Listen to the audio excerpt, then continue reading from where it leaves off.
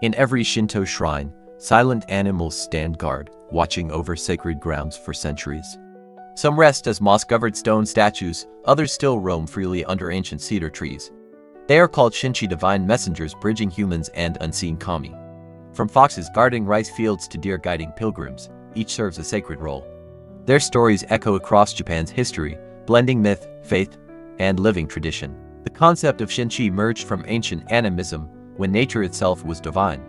Early chronicles like Nihon Shoki described serpents and birds as kami's envoys.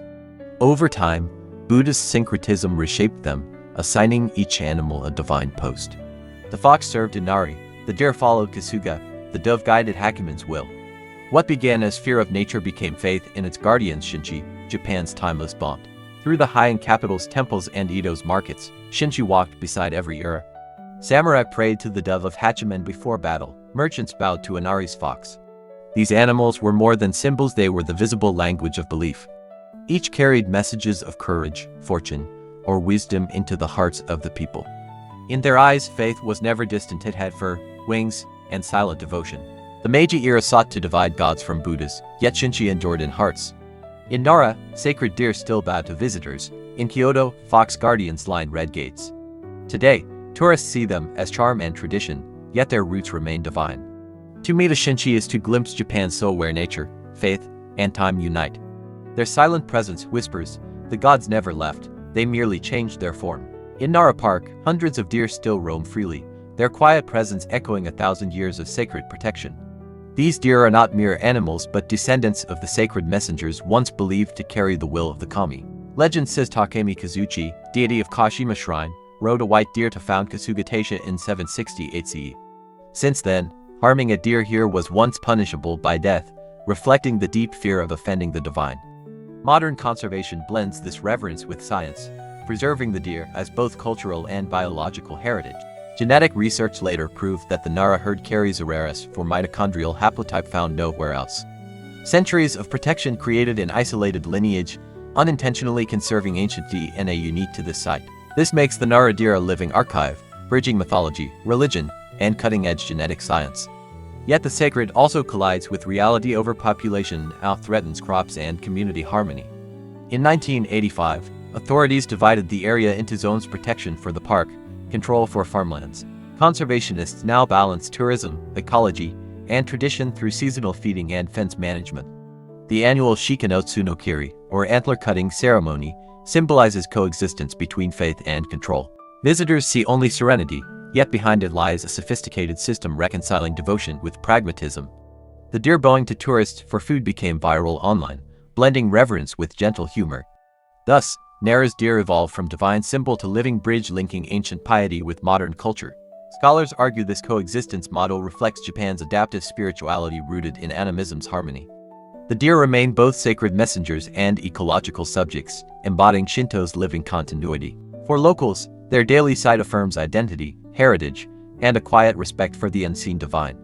Even amid modernization, the rhythm of hoofbeats on Nara's ancient paths still whispers devotion unchanged.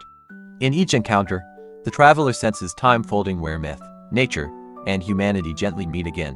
Across Japan, red torii gates lead to Inari shrines where stone foxes guard sacred rice granaries. Once mere hunters of field mice, foxes became divine protectors of harvests through centuries of faith. Their master is Yukonomitama, the deity of grain, yet worship often turns to the fox itself. This blurring between messenger and god reveals Japan's flexible devotion where form outweighs doctrine. Today, Fushimi Inari Taisha in Kyoto stands as the world's most visited shrine, its foxes omnipresent icons. During the Edo era, merchants adopted Inari worship, transforming foxes from rural spirits to business guardians. Shopkeepers placed miniature fox altars beside their stalls, praying for thriving trade and steady fortune. Offerings shifted from rice and sake to fried tofu, believed to be the fox's favorite treat. Thus belief adapted to economy, faith sustained by daily commerce rather than distant priestly ritual. In modern Tokyo, glass towers rise behind shrines where fox statues still watch over small family stores. Each fox holds a symbol key, rice sheaf, or scroll representing fortune, fertility, and divine wisdom. The torii-lined hills of Kyoto now echo with tourists, yet locals still whisper prayers of gratitude. Through adaptation, the fox embodies Japan's cultural skill, preserving spirit while renewing its form. Even in anime and mascots, foxes carry echoes of ancient devotion beneath playful modern design.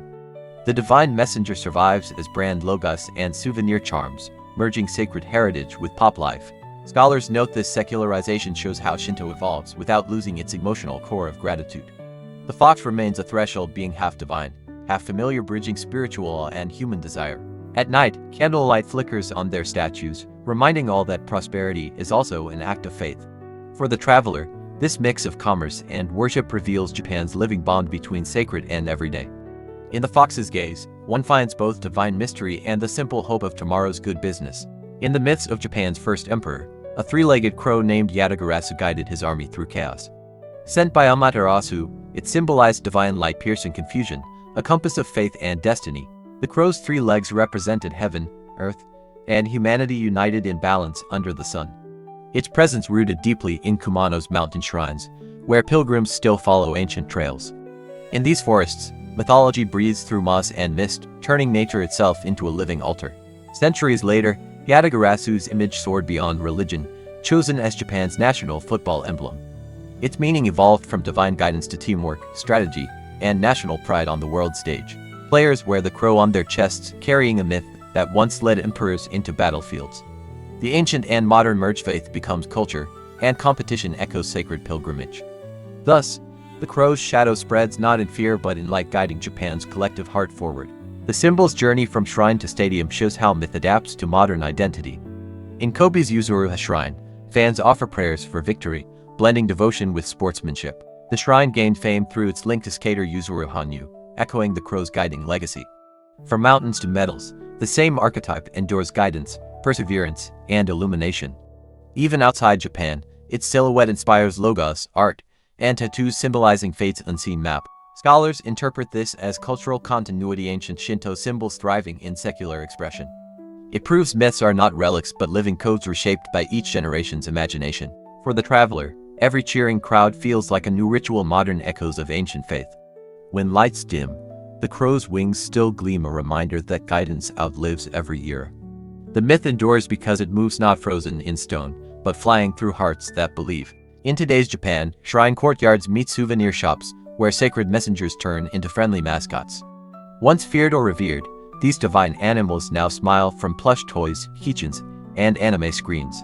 This transformation began as shrines sought relevance amid tourism and digital culture's rapid rise. Deities once bound to rituals now share space with hashtags, live streams, and social media filters. Yet beneath the surface, this kawaii theology keeps ancient reverence alive through new aesthetics. Local mascots like Shikamaru-kun of Nara or Kanchan of Fushimi Inari attract young pilgrims and fans.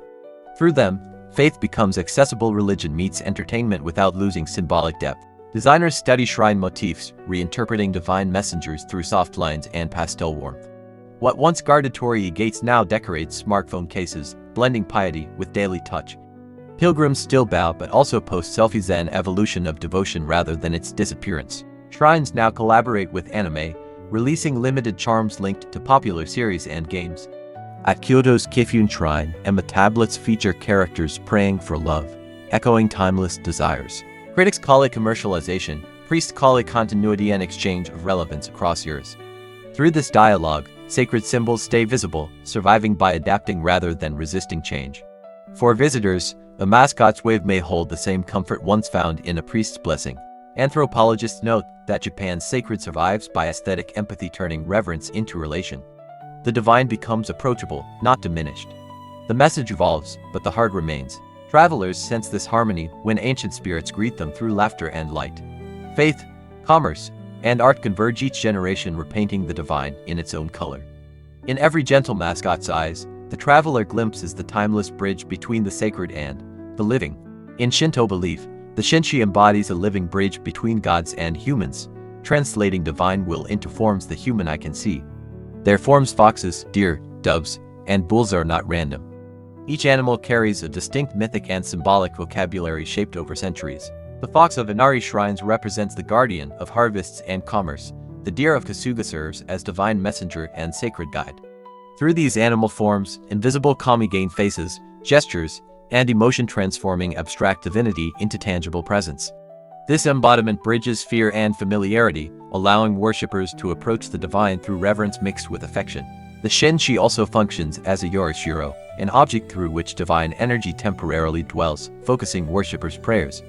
Offerings made to the Shinshi such as fried tofu for foxes or beans for deer symbolize reciprocity between mortal devotion and divine favor. Over time, these gestures evolved from mere offerings to emotional dialogues, reflecting Japan's broader culture of animistic empathy. Each Shinshi thus embodies not a fixed icon but a living relationship between faith, ecology, and community. The fox guarding Inari's gate and the deer roaming Nara Park illustrate how belief extends beyond stone and into living nature. The Shinshi's sacred presence also guards the spiritual threshold of shrines, forming invisible barriers against impurity and chaos. Pair statues, such as komoinu at entrances, embody dual balance life and death, beginning and end, Ayanden. This duality echoes Shinto's worldview, where purity and pollution coexist, and renewal follows every decay. Thus, worshipping a Shinshi is less about idolatry and more about aligning oneself with the sacred rhythms of nature.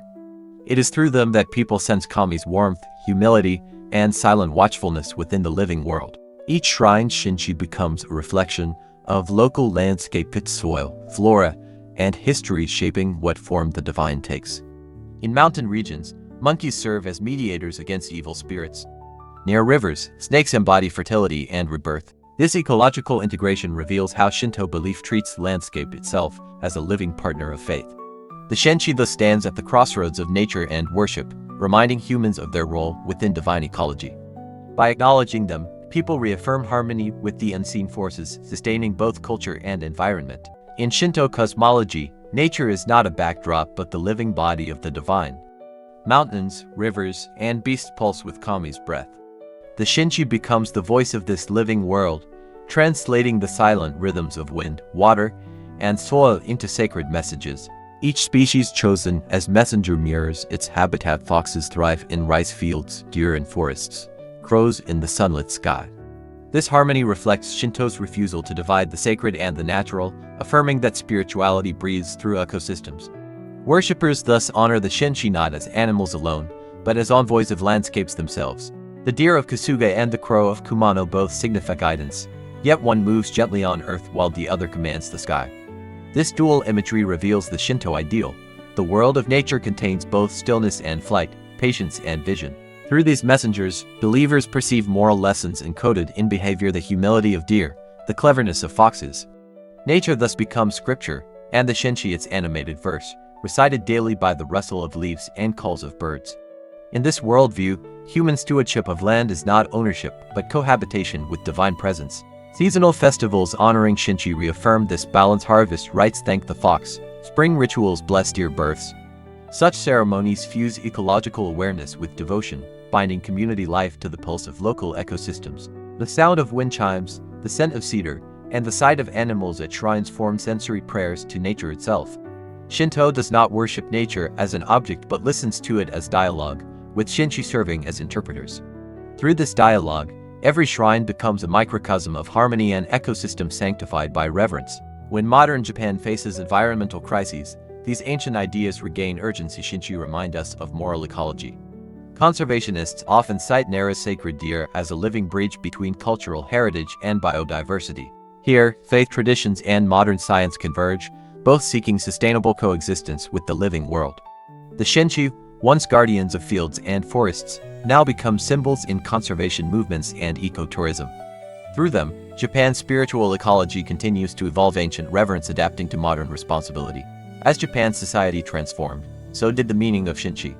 Their sacred roles began reflecting shifting human priorities. During the Kamakura era, warriors sought divine favor on battlefields, turning Shinshi into symbols of loyalty and victory. The dove of Hachimen carried messages of triumph, its flight mirrored banners rising in the wind of conquest. Through the dove, faith and politics intertwined. The divine messenger legitimized martial power under heaven's approval. Temples and shrines became not only places of prayer but instruments of authority, sanctifying governance through sacred symbols. By the Edo period, peace replaced war, and merchants replaced warriors. Faith adapted to new economic rhythms. The fox of Inari shifted from guarding rice to guarding profit, embodying the hopes of urban traders and craftsmen. Shrines multiplied across city districts, each promising prosperity to those who honored its fox statues with offerings. Faith became transactional yet sincere, a moral economy where devotion and success coexisted without contradiction. Inari's red torii tunnels thus became arteries of aspiration, where commerce, spirituality, and aesthetics merged. Festivals transformed faith into public celebration. Drums, masks, and animal effigies paraded devotion through city streets. For artisans, sculpting a Shinshi became a spiritual craft, blending artistic mastery with ritual duty. Each statue carried local identity: Kyoto's elegant foxes, Nara's serene deer, Kamakura's vigilant doves. These artistic variations turned Shinshi into cultural ambassadors, spreading regional aesthetics nationwide. Even commoners felt ownership of these icons. Through devotion, they participated in shaping Japan's visual religion. Over centuries, the Shinshi's function diversified from battlefield omen to economic charm to emblem of artistry. This adaptability reflects Shinto's resilience, a faith that evolves with the pulse of its people. The Shinshi mirrors Japan's social metamorphosis, where belief follows livelihood, yet retains spiritual intimacy. Whether kneeling warriors or bustling merchants, all found reflection of their world in the gaze of divine animals. Thus, the Shinshi became not only God's envoy but also Japan's mirror, reflecting every era's soul. In modern Japan, the Shinshi still walks among crowds, no longer just in shrines, but in mascots, art, and popular imagination. The fox of Inari smiles from company logos, the deer of Nara bows to tourists. Sacred symbols now speak fluent modern language. Rather than decline, Shinshi worship evolved, adapting to tourism, conservation, and cultural diplomacy. Festivals once local now stream online, merging ancient prayer with digital connection and global curiosity. The Shinshi has become a bridge once again, this time between tradition and technology, heritage and globalization. This transformation mirrors Shinto's enduring logic. Divinity must remain visible to remain alive.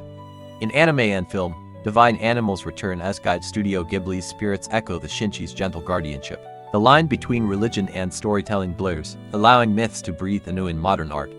Museums curate exhibits of fox statues and sacred deer, framing faith as national heritage and shared identity. Pilgrims now arrive with cameras, yet their reverence remains unchanged. Devotion simply wears new clothes. Global visitors interpret Shinshi differently, some as cute icons, others as eco-symbols or artistic inspiration.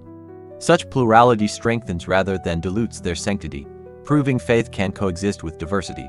In universities, scholars revisit Shinshi as metaphors of coexistence between humans, animals, and unseen spirits.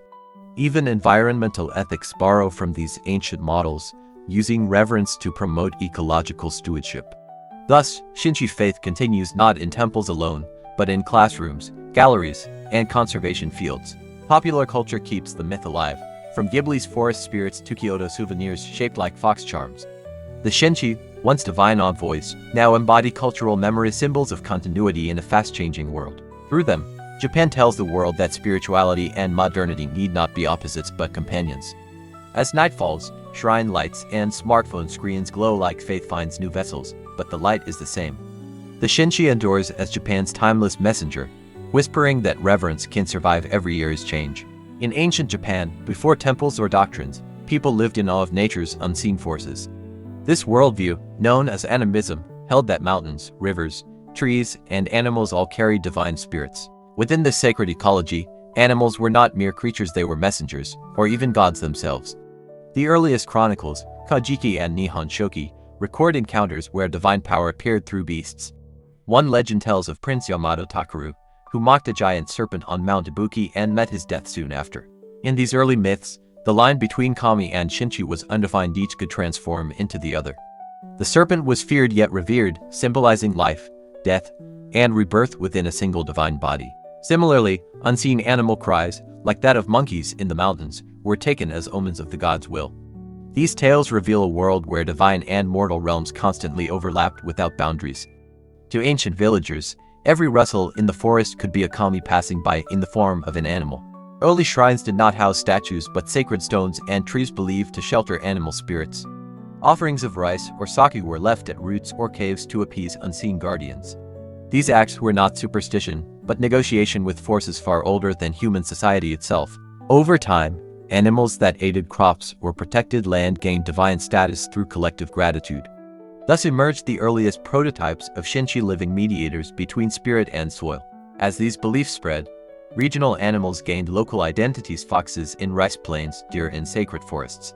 Each became a vessel for divine presence, a bridge between the untamed world and human reverence. By the late Yao period, animal worship had woven itself into agricultural rites and clan traditions. What began as fear evolved into faith, turning survival into a sacred relationship with the divine. From this soil of awe and gratitude, Japan's long tradition of Shinshi faith took root. By the 6th century, a new faith arrived from the continent, Buddhism reshaping Japan's spiritual landscape. Rather than replacing native beliefs, it merged with them, giving rise to a 1,000-year synthesis. This process, known as Shinbutsu Shigu, blended kami and Buddhas into one divine hierarchy. To explain their coexistence, priests proposed the theory of Honji Suiyaku Buddhas as originals, kami as manifestations. This doctrine gave each deity and its messenger animal a precise role within a cosmic order. During this era, the Shinshi became systematized, no longer wild spirits but loyal retainers of deities. The deer of Kasuga Taisha embodied this transformation, serving the thunder god Takemi Kazuchi. According to legend, he rode a white deer from Kashima Shrine to Nara, founding Kasuga's sacred ground. Since then, deer have been treated as divine mounts, roaming freely as emissaries of the gods. Even today, their presence in Nara Park continues an unbroken ritual link to ancient devotion. At Fushimi Inari Shrine, foxes replace fearsome nature spirits as protectors of rice and prosperity. Their statues, clutching rice stalks or keys in their mouths, embodied the bridge between faith and harvest. Meanwhile, doves guided Hachiman, the god of warriors, during his divine transfer from Kyushu to Kyoto. These associations fixed the link between each kami and its chosen animal, turning faith into taxonomy. The sacred ecosystem of shrines now resembled a divine government, each messenger serving a celestial post. By the late Heian period, the Shinshi concept reflected Japan's bureaucratic and spiritual hierarchy alike. Deities, priests, and animals formed a mirrored cosmos where heaven, court, and nature coexisted. The abstract kami had gained tangible voices and faces, speaking through the animals that served them. Through ritual and legend, Japan's spiritual order evolved from formless awe to organized devotion. The Age of Fusion had set the foundation. Every later era would inherit its sacred patterns. When samurai rose to power in the Kamakura period, Japan's faith mirrored their warrior spirit. The Genji clan adopted Hachiman as their patron deity, guardian of victory and divine legitimacy. With Hachiman came his messengers, white doves, symbols of auspicious signs before battle. Warriors read the flight of doves as omens of triumph, believing divine favor guided their blades. Temples and shrines across Japan began erecting Hachiman statues beside doves carved in stone. The symbolism of Shinshi evolved from guiding spirits to emblems of loyalty, discipline, and power. For the ruling class, devotion to divine messengers reinforced political authority through sacred legitimacy. As swords gave way to trade in the Edo period, merchants found new patrons in the foxes of Inari. Once guardians of harvest, foxes now promised profit, luck, and the safe flow of commerce. Shrines multiplied near markets and ports, their red torii marking pathways between faith and fortune. Pilgrims offered fried tofu to fox statues, believing it pleased the divine messengers of prosperity. The famous 1,000 torii of Fushimi Inari emerged from countless donations by thriving merchants. By now, the Shinshi were no longer distant figures of awe but intimate guardians of daily life. Faith itself had become transactional, blessings for offerings, fortune for devotion. Yet this pragmatism also kept the ancient link alive, adapting sacred tradition to an urban world. Among scholars, this shift marks Japan's functional religion, where gods serve social needs over doctrine. The divine messengers reflected their believers. Samurai sought glory, merchants sought gain. Yet both relied on unseen intermediaries to bless their worldly struggles with sacred meaning. Through these ages, the role of Shinshi expanded, bridging faith, ambition, and economic life. The sacred had learned to thrive in the marketplace, wearing the face of a fox, a dove, or a deer. In 1868, the Meiji Restoration redefined Japan's sacred order under the banner of national unity. The government issued the Shinbutsu Bunri decree, separating Shinto shrines from Buddhist temples. This policy sought to purify Shinto from centuries of Buddhist influence, creating state Shinto. Many hybrid icons were destroyed, yet popular devotion to animal messengers proved impossible to erase. Foxes, snakes, and deer survived not by doctrine but through memory, myth, and local attachment. After World War II, the Allied occupation dismantled state Shinto, restoring religious freedom. Shrines became independent religious corporations, reconnecting faith with community life. In this new era, Shinshi transformed from divine instruments into cultural symbols. The sacred deer of Nara were designated national natural monuments, merging ecology with heritage. Tourists feed them sacred crackers, unaware they continue a millennium-old act of reverence. At Fushimi Inari, the fox endured as a national icon. Its torii-lined paths now a global image of Japan. Anime, mascots, and tourism reimagined these messengers as friendly spirits, bridging old and new faiths. Shrines embraced modernization, selling charms, hosting festivals, and protecting local wildlife. In popular culture, the once feared Shinshi now appear as protectors, guides, and nostalgic icons. Through reinvention, they kept faith alive, proving that belief adapts without losing its roots. Scholars now view Shinshi as living heritage, embodying Japan's dialogue between religion and ecology. For locals, feeding a deer or praying to a fox feels less like ritual, more like cultural belonging. The divine messenger has thus crossed centuries, shifting forms yet preserving its sacred intent.